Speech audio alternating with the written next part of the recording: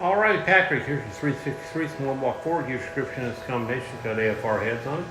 Custom ground hydraulic roller. Got your period correct oil pan Aviaid. Must be going to GT40 with stack injection.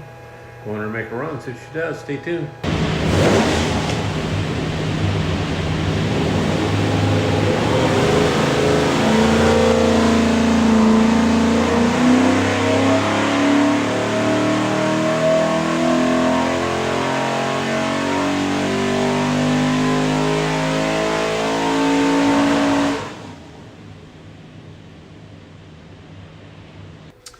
Okie doke, 4,446 foot-pounds of torque, peaks torque 485, pretty awesome there. Peaks horsepower 530, so everything's good.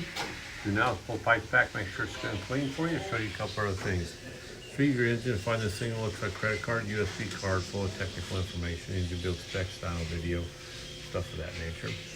On the engine will be this tag. It'll have your engine number, smaller specs. That engine number is the easiest way for us to look you up. Flip it over. It's got a QR code, takes more tech stuff. So really recommend watch all that. Have a great day.